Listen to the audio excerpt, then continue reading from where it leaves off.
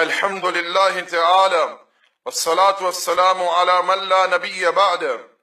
برادران اسلام، یوم عرفہ کا دن یقیناً بڑی ہی فضیلت اور عظمت والا دن ہے، کیونکہ اس دن کو اللہ تقدس و تعالی نے دین اسلام کی تکمیل فرمائی، اہل اسلام پر اپنی نعمت مقرر فرمائی اور اسلام کو دین کی حیثیت سے پسند فرمایا۔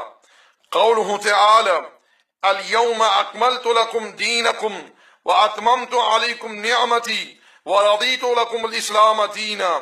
آج میں نے تمہارے لیے اس دین کو مکمل کر دیا ہے اور تم پر اپنی نعمت تمام کر دی ہے اور اسلام کو دین کی حیثیت سے پسند کر لیا ہے۔ برادران اسلام، یہ بات معلوم ہے کہ یہ آیت کریمہ 9 ذی الحجہ کو میدان عرفہ میں جمعہ کے دن نبی محترم صلی اللہ علیہ وسلم پر نازل ہوئی۔ صحیحین میں جناب امیر المؤمنین عمر بن الخطاب رضی اللہ تعالی عنہ کے بارے میں مروی ہے کہ کچھ یہودیوں نے جناب عمر سے کہا، اے امیر المؤمنین، آپ لوگوں کے پاس، اہل اسلام کے پاس قرآن مجید میں ایک ایسی آیت ہے، اگر وہ آیت کریمہ ہم یہود پر نازل ہوتی تو ہم اس دن کو عید کا دن ٹھہرا لیتے۔ جناب عمر رضی اللہ تعالیٰ عنہ نے یہودیوں کو کہا کہ ہم جانتی ہیں کہ وہ آیت کریمہ کب اور کہاں اور کس دن نازل ہوئی۔ دوستو، یوم عرفہ کا دن یوم المشہود ہے، جس کی اللہ تقدس و تعالی نے قرآن مجید میں قسم اٹھائی ہے۔ قولہ تعالی والشاہد ومشہود۔ جناب ابی ہریرہ رضی اللہ تعالی عنہ سے مروی ہے کہ رسول اللہ صلی اللہ علیہ وسلم نے ارشاد فرمایا، الیوم الموعود سے مراد یوم القیامہ ہے، والیوم المشہود سے مراد یوم عرفہ ہے، والشاہد سے مراد یوم الجمعہ ہے۔ اس حدیث کو امام ترمذی رحمت اللہ علیہ نے نقل کیا ہے۔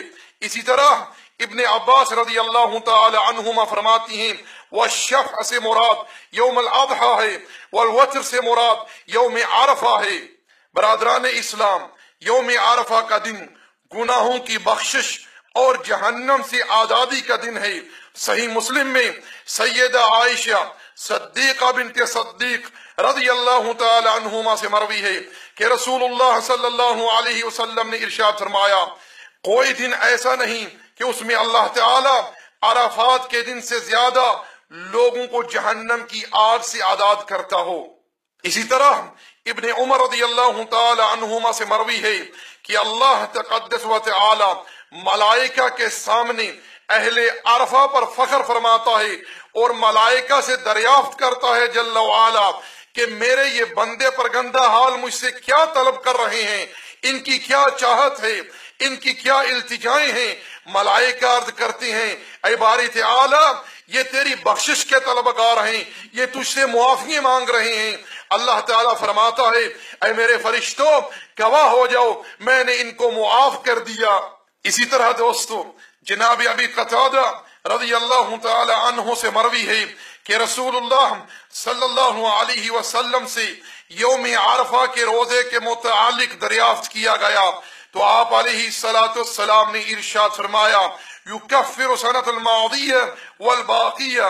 اللہ تعالیٰ اس ایک روزے کی وجہ سے 2 سال کے گناہ معاف کر دیتا ہے، 1 سال جو گزر چکا ہے اور 1 سال جو آنے والا ہے۔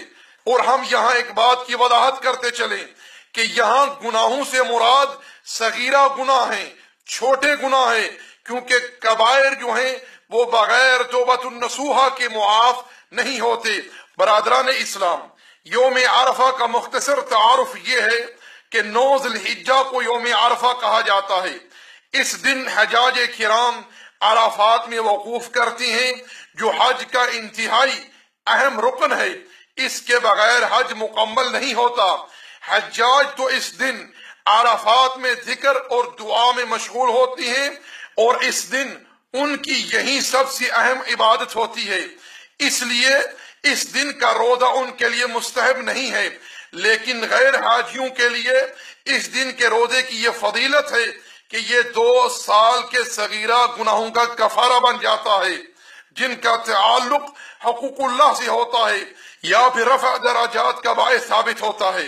تو دوستو ہمیں چاہیے کہ ہم اللہ تعالیٰ سے توفیق طلب کریں کہ اللہ رب العالمین ہمیں یوم عرفہ کے دن روزہ رکھنے کی توفیق عطا فرمائے۔ وصلی اللہ علی نبینا محمد وعلی آلہ وصحبہ اجمعین۔